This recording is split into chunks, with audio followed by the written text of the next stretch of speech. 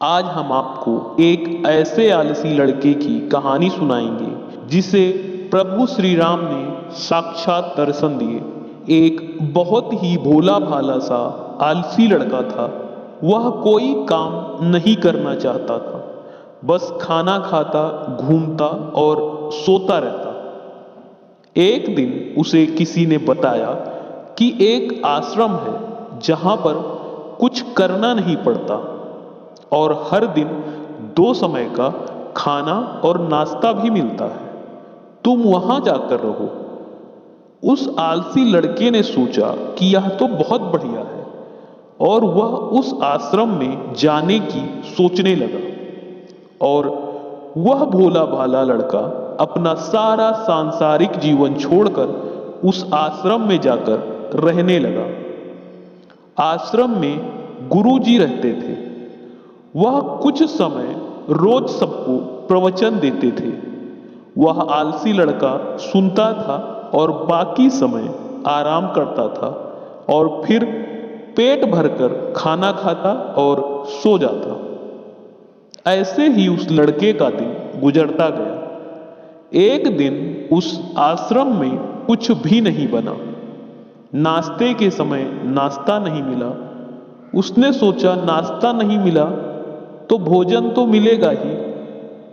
अब भोजन के समय भी उसे भोजन नहीं मिला।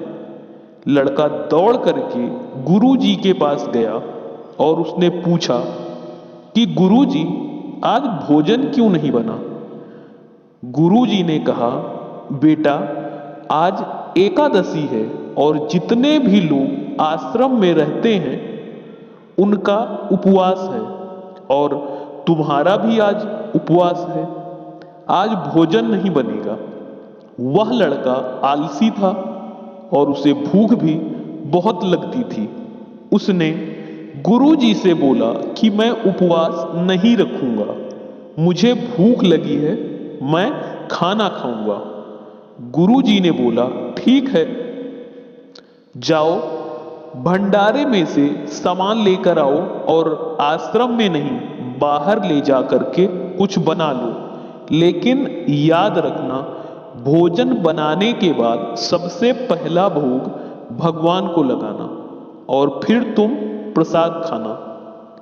वह लड़का बोला, ठीक है, और फिर अनाज लेकर नदी की ओर पहुंचा। भोजन पकाने लगा, तैयार हुआ। उसके बाद कहने लगा कि भगवान श्री राम आइए, पधारिए और भोग लगाइए। अब जब उसे लगा कि भगवान तो आ नहीं रहे हैं तो फिर कहने लगा कि मुझे मालूम है आपको तो अच्छा भोजन खाने की आदत है, मैं बना नहीं पाया और मुझे अच्छा भोजन बनाना भी नहीं आता, लेकिन जो भी रूखा सूखा बना है आप आकर खा लीजिए। भगवान श्री राम उसकी सरलता पर बहुत ही प्रसन्न हुए और उस लड़के को दर्शन दिए। उसने देखा कि भगवान श्री राम आए हुए हैं और उनके साथ में माता सीता भी आई हुई है। लेकिन लड़के ने सिर्फ 2 लोगों के लिए ही भोजन बनाया था, एक अपने लिए और दूसरा भगवान के लिए। अब क्योंकि भगवान के साथ माता सीता भी आई हुई थी तो उसने उस भोजन को माता सीता और भगवान के सामने ग्रहण करने के लिए रख दिया।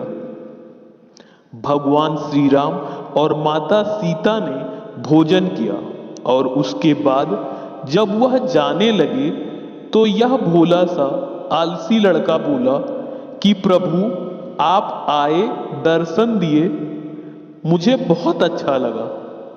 मुझे खाने को कुछ नहीं मिला, लेकिन कोई बात नहीं।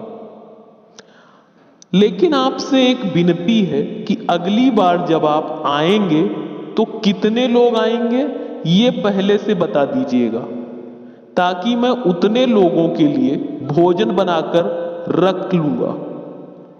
भगवान श्री राम मन ही मन मुस्कुराए और फिर अंतर ध्यान हो गए। लड़का आश्रम गया, दिन बीतता गया और फिर एकादशी का दिन आया और इस बार उसने 3-4 लोगों के लिए अनाज लेकर खाना बनाया और उसके बाद बड़ी प्रसन्नता से भोजन बनाकर इंतजार करने लगा और कहने लगा, प्रभु आइए और भोग लगाइए। लेकिन इस बार लड़का देखता है कि भगवान श्री राम तो पूरा दरबार लेकर के आए हैं, जैसे माता सीता, लक्ष्मण, भरत, हनुमान जी और सभी लोग आए हैं। लड़के ने 3-4 लोगों का भोजन बनाया था और इस बार भी भोजन कम पड़ गया। लड़के ने निराश होकर भोजन को प्रभु के आगे रख दिया। उन्होंने भोजन किया और फिर चले गए और इस बार भी लड़का फिर भूखा रह गया। अब लड़का फिर आश्रम गया, दिन बीतता गया और फिर एकादशी का दिन आ गया और इस बार गुरुजी से कहने लगा कि गुरुजी, मुझे इस बार थोड़ा और ज्यादा अनाज चाहिए। गुरुजी सोचने लगे कि यह इतना सारा अनाज करता क्या है, कहीं इसे बेच तो नहीं देता। फिर उन्होंने कहा कि ठीक है, भूख से परेशान रहता है, कोई बात नहीं। लड़के ने कहा कि नहीं गुरुजी, मैं भूख से परेशान नहीं रहता हूं। प्रभु के साथ बहुत लोग आते हैं, उनको भी तो भोजन कराना पड़ता है। गुरुजी को लगा कि लड़का पागल हो गया है, लेकिन गुरुजी ने सोचा कि चलो एक बार चलकर देखते ही हैं कि लड़का इस अनाज का करता क्या है। वह भोला सा लड़का अनाज लेकर के नदी के किनारे पहुंचा और इस बार भोजन बनाया नहीं। उसने सोचा कि प्रभु हर बार ज्यादा लोगों को लेकर आ जाते हैं, इस बार वह जितने भी आएंगे खुद बना करके भोग लगा लेंगे। और फिर से प्रभु राम को बुलाने लगा। गुरुजी ये सब छुप कर देख रहे थे कि ये भोजन तो बनाया नहीं और प्रभु को बुला रहा है। लेकिन लड़के ने देखा कि इस बार प्रभु के साथ बहुत से लोग आए हुए हैं, तो उसने प्रभु के सामने हाथ जोड़ करके कहा कि प्रभु माफ करना, आप बहुत सारे लोग आते हो, मुझे संख्या पता नहीं होती है और मेरी हिम्मत भी नहीं होती है कि इतने सारे लोगों के लिए भोजन बनाऊं। आप स्वयं आइए, भोजन बनाइए, खाइए, भोग लगाइए।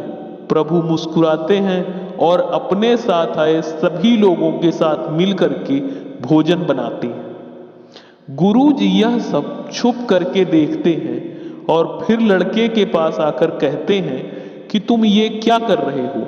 लड़का कहता है कि गुरुजी, आपको दिख नहीं रहा है कि भगवान श्री राम पधार चुके हैं, माता सीता भी साथ में आई हुई हैं, हनुमान जी हैं और भी बहुत सारे लोग आए हुए हैं, भोजन बन रहा है। गुरुजी ने बोला कि पागल हो गया है लड़का, मुझे तो कोई भी नहीं दिख रहा। लड़का गुस्सा हो गया और बोला, प्रभु आप ये क्या कर रहे हो, एक तो मुझे भूखा रखा और गुरुजी को दर्शन नहीं दे रहे हो, जो मुझे पागल समझ रहे हैं। कृपा करके आप गुरुजी को दर्शन दो। भगवान श्री राम बोले, नहीं, मैं इन्हें नहीं दिख सकता, इन्हें दर्शन नहीं दे सकता। लड़का बोला, आप इन्हें क्यों नहीं दिख सकते, क्यों नहीं दर्शन दे सकते? मेरे गुरुजी तो बहुत महान हैं, बहुत बड़े ज्ञानी हैं। भगवान श्री राम बोले, हाँ ज्ञानी और ज्ञाता होंगे, लेकिन तुम्हारी तरह सरल नहीं है। जो सरलता तुम में है वह तुम्हारे गुरुजी में नहीं है। लड़के ने ये बात गुरुजी से कह दी कि भगवान श्री राम कह रहे हैं कि आप में सरलता नहीं है, आप मेरी तरह सरल नहीं हैं, इसलिए आपको दर्शन नहीं दे सकते। गुरुजी की आंखें नम हो गईं और रोने लगे। बोले कि बिल्कुल सही कहा, मेरे अंदर तुम्हारे जितनी सरलता नहीं है। और फिर माफी मांगने लगे। भगवान ने गुरुजी को भी दर्शन दिए और फिर भगवान जी ने गुरुजी को भी दर्शन दिए। दोस्तों, यह कहानी हमें यह सिखाती है कि जीवन में सरलता सबसे आवश्यक है।